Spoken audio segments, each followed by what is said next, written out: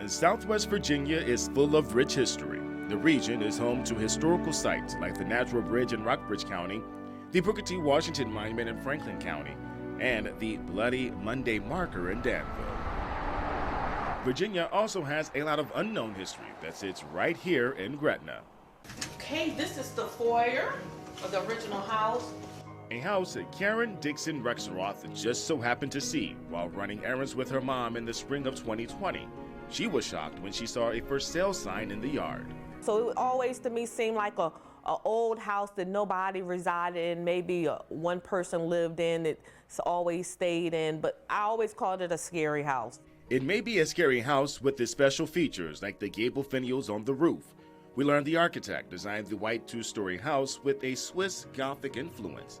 Inside, there are diamond-shaped pane windows in every room, about 3,000, and the house looks like a museum with furnishings and items from both the 18 and 1900s. Karen says the house smelled old at first, but the scent is mostly gone with the help of air fresheners and candles.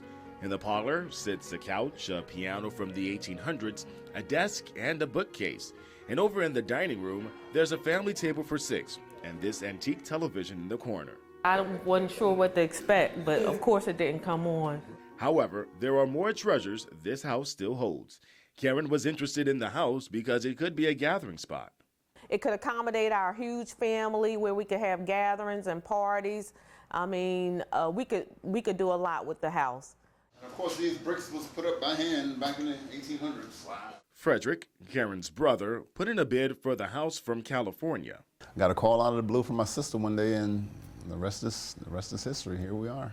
Fred always wanted to host family reunions and allow the family to gather in one spot with enough room. But the Air Force veteran didn't really want the Gothic-looking house originally. He wanted to build a home from the ground up next to his mom's house. It was another family member who encouraged him to place a bid. My older sister is actually one who really convinced me to do it. My younger sister, Karen, I could have, I was just going to blow that off.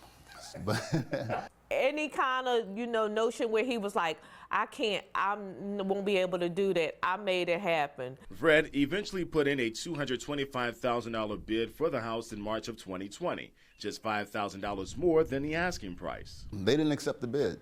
Really? No, they didn't accept it, so Okay. I was happy about that. Yeah. The reason they turned it down? He's unsure, and he went about his life like normal over the coming months. That was until the sailors put the house back on the market, and Fred got another call from his sister Karen. He put in the same bid, $225,000, and this time, Fred got the house. I went into shock. because for me, it was like everything I was trying to do was not working. I mean, to sabotage this thing, it was not working, so. But I saw past that. This was a great investment, even if he didn't want it. In the summer of 2020, Fred secured a place to meet for his family and includes more than 10 acres of land. It was this big, beautiful house here and a few outlying buildings. It's what I saw. it just said outlying buildings. I didn't know what they meant. I thought they were, it was part of a farm. I was thinking maybe some old barns or something, storage buildings, those type things. But turned out to be a little bit more than that. Something more indeed. When Karen took another walk through the home with her keen eyes, she saw a photo of the Sharswood house in this book called Pennsylvania Homes and People of the Past. And after a quick online search, she learned this Sharswood home was originally a tobacco plantation on more than 2,000 acres. A Miller plantation? This was a plantation? Unbelievable. Unbelievable, because Fred's last name is also Miller. Nathaniel Crenshaw Miller originally owned the plantation. Fred's family wondered if their ancestors could have worked on the same land because of the last name, like Sarah Miller.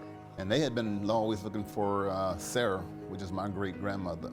I don't think so. Maybe we just, coincidence, yes, that, we got the same last name.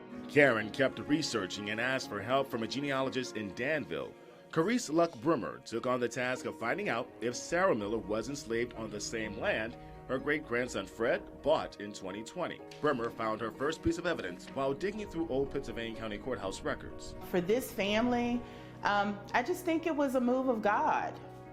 Just the way it all came together, the way it happened.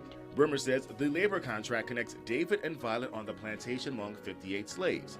David and Violet are Sarah's parents. Brimmer also went a step further by looking on FamilySearch.com.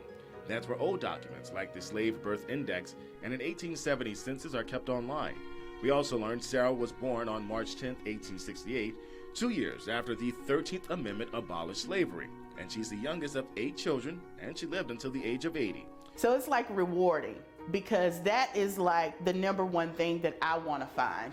I want to connect people to the ancestral home where their ancestors, where they lived, where they worshiped, where they worked.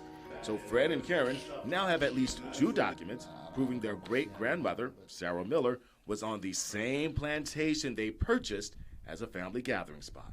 Wondering, what around here did they touch? What did they touch? And, they was breathing the same, air and stuff that's around here.